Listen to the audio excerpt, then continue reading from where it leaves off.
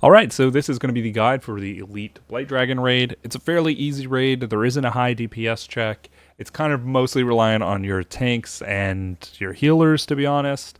As long as you have a decent shot caller or everybody knows what to do in advanced, it should be fairly easy. Now, this is a complete pug raid. As you can see, everybody has clovers, essentially, besides myself and the raid leader. So it's completely doable with pugs, newbies, whatever. It's not a problem at all. The raid leader needs to do a couple of things in the beginning of the match. One, they want to set up a line, basically, which tells people where to go during a certain mechanic that'll occur. And I will show you guys the mechanic. It'll make a lot more sense later on. But everybody, all of the DPS, get a red circle under their feet. It has 4 different directional arrows. After a certain number of seconds, they will basically explode and shoot out red balls into every direction.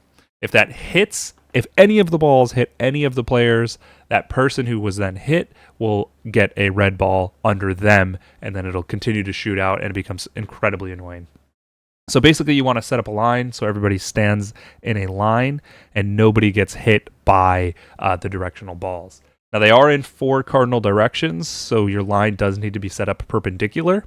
But it doesn't really matter how you set it up. You can set it up like this, or this direction, or like on the other side of the map. It doesn't really matter where you set it up. There are pros and cons to every version. The tanks can generally stand in the same line as the DPS, but they're a little bit further away. And then the healers, they will not have the red debuff on them, but they kind of want to stand, somewhere in between here as well. All right, so let's jump into it here. That's pretty much all you need to do for setup. You don't really need people to go in particular circles, but it can be nice, especially with pugs, to be like, Adderall, you're in blue, so-and-so, you're in pink, so-and-so, gray, etc. Basically, all the main tank wants to do is go up, taunt the boss. So I say pull in 3, 2, 1. I taunt the boss and then immediately sprint back to wherever your area is so that the boss will then be pulled to the edge of the map. It's like Spider Queen. He does a knockback, so you basically want to pull him to the edge of the map. Now, the reason why we're tanking him here will make a little bit more sense in a few seconds. Right here, you'll see Catherine says dropping beacon 1, protect the beacon. So the first beacon will spawn right around here, and it will spawn a pyro. Now, the pyro will basically walk towards the beacon and attack the beacon. It's just like in the Shadow Witch raid. You basically want to protect the beacon, keep the beacon alive. So yeah, that's cool. They'll do an incinerate attack. The tanks basically just walk out of it. Super easy. And then right after you kill that pyro, he'll then put lava under your feet. You basically just want to, move around and dodge the lava. It's really, really simple.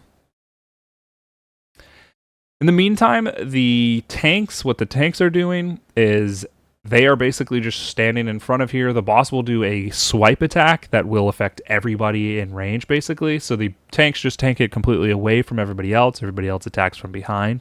Every 3 attacks, I believe, or every 3rd attack, he will do a stomp. And the stomp will add a debuff of this armor break. Once one of the tanks has 2 of these armor breaks, the other tank wants to taunt the boss, just like, Ancient Tree or something like that. Another mechanic that happened earlier is a cast called Immolation. So when the boss casts Immolation, what's going to happen, I just went backwards, is 2 people are going to get a debuff on them. As you can see, this dude and this dude, they have this fire debuff. The healers want to make sure to heal these 2 people up to as close to full health as possible. The more HP that they have taken, the more damage they have taken, the more damage the entire raid will take. So as you can see here, when it casts, they're like, maybe 10k health down or something, and 5k health down. Everybody in the raid will take some damage. And then the pyro will spawn basically at the exact same time. All right, so moving back ahead.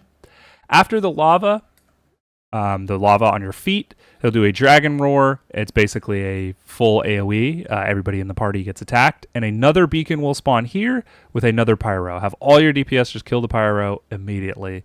And it's quite simple. All right, after that second pyro dies, he will do a death meter attack on your 2 tanks.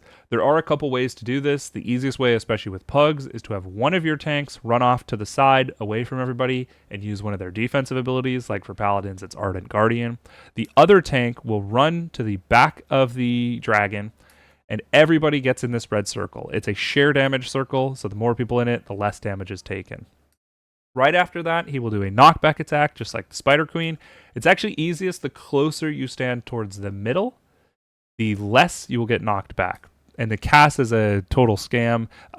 This is for the entirety of the attack, so he'll actually knock you back within like a second or two. So as you can see here, since I was close to the middle, I get knocked back less than everybody else. You can see these guys are fairly far away from me. This can be really helpful, especially if you don't have like a lot of teleports or speed ups, or you're super laggy or something like that. Then you just want to run up, use your speed ups. You basically want your supports, or your healers rather, to be using raid wide speed ups. It makes it super, super easy. You have to dodge these fire tornadoes. They will stun you if you get hit, and everybody basically runs back into this safe circle and goes back and does their thing. Meanwhile, the tanks go back to the front. So from here, you have a little bit of time. The dragon will then spawn a third beacon in the very, very back here. You basically just wait for Catherine to start yapping. You can't see it at the moment, but all of the DPS are basically running back to this third beacon. You'll see over here, right when they spawn, you can see them, so you can immediately click on the pyro or press Control 1 to target the pyro, and then start killing the pyro from there.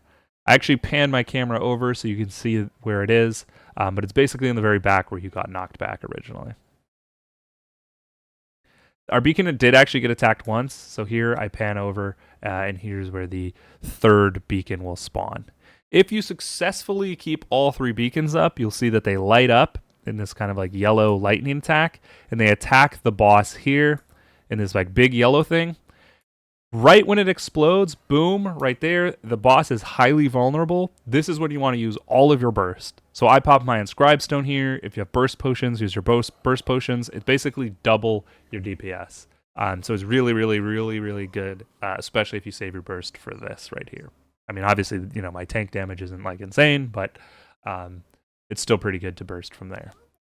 Right when he stands up, he's going to put prisons around all of the beacons. So here we see fire prison, fire prison, fire prison. Your team wants to go ahead and attack one of the fire prisons. It should be known like what fire prison to attack right away. He'll still be doing some other stuff, but basically kill the fire prison as quickly as possible.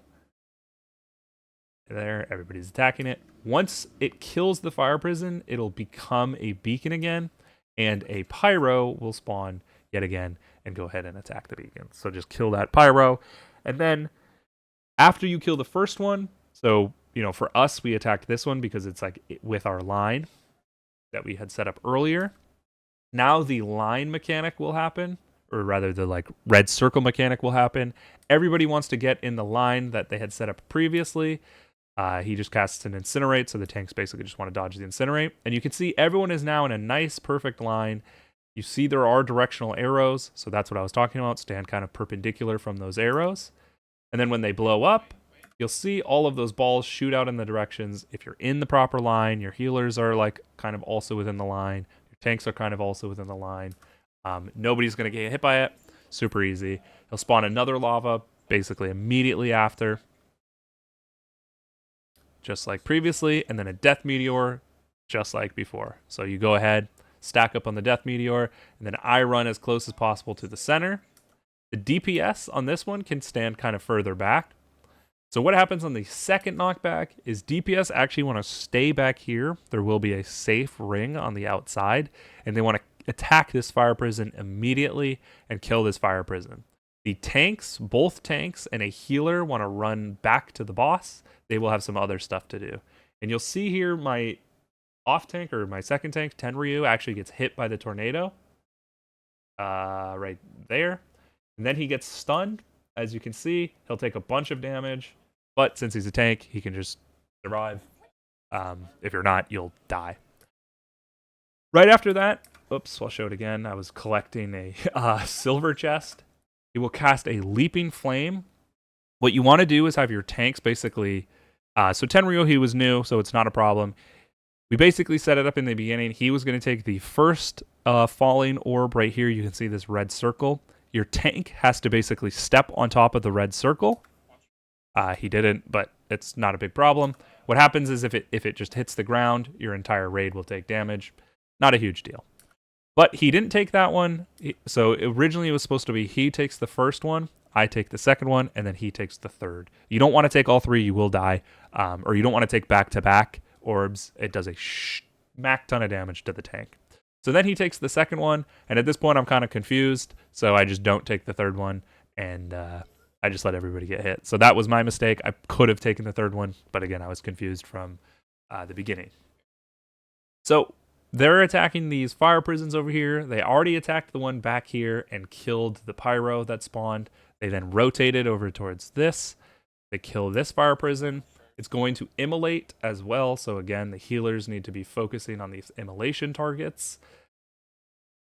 Once they kill this beacon, it will spawn another pyro, but it'll also do another mechanic here. So there's these giant circles. These two players just need to separate. Don't stand on top of each other, and nobody else should stand in the circle. It basically just drops a giant meteor. No problem there. You'll see he casts an Alionation Orb right here. What this will do is it'll spawn a purple and an orange orb on these sides of the boss. Whoever is closest to these orbs will basically just take like aggro of the orbs, and the orbs are still following them. Everybody else needs to kill these elemental ashes or these ads. They just do damage.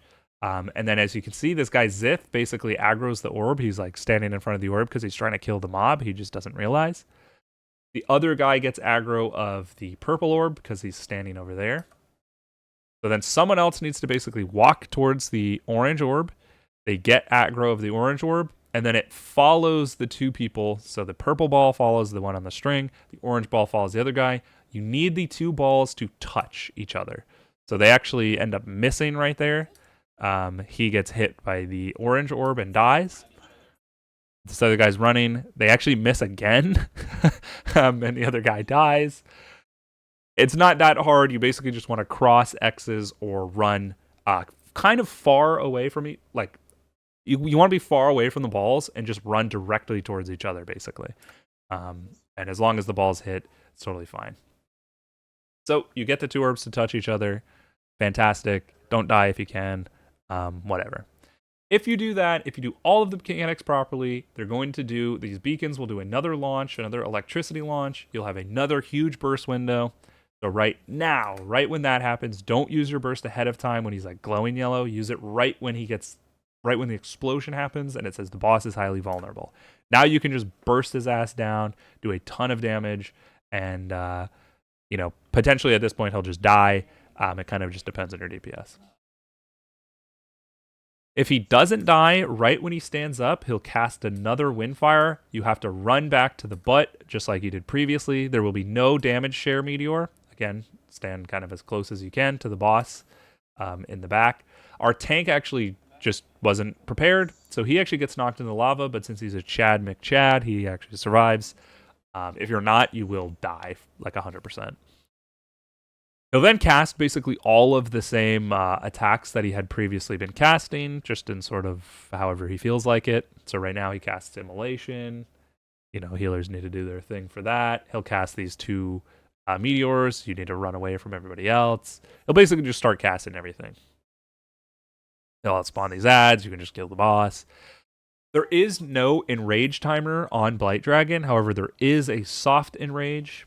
He does leaping flame orbs again. I elect not to go get that one because we're about to kill him. There is a soft enrage technically on the dragon. It's pretty bad if you get there. Generally, you shouldn't be able to get there. I will actually show you guys the DPS so you can see, what's not even required. Again, you can kill him in that second burst phase, but regardless, that's about it. It's a pretty easy dungeon. Here, I show the DPS. So 4,000, almost 4,000, 3,800, 36, 29, 25. The two tanks and the healers. So it's not a heavy DPS raid. It's honestly basically just mechanics. The most important things are This line is pretty much like the pug killer. Make sure to set up this line. Make sure people understand what they're doing, going behind and not like just running out over here is pretty important. Touching the two balls, the purple and orange balls, making sure to know what to target and when to target. So it's nice if you have a raid leader calling things out like that. And then the majority of the actual fight is just basically on the tanks and the healers. It is a pretty, especially day one or in challenge mode, the boss hits for a lot. A lot. He can do like 90,000 in an attack if you're not glancing or anything like that. So it can be pretty hefty. But that's going to do it, guys. Thank you so much for watching. Again, I'll have more dungeon guides as well. It's a pretty easy raid.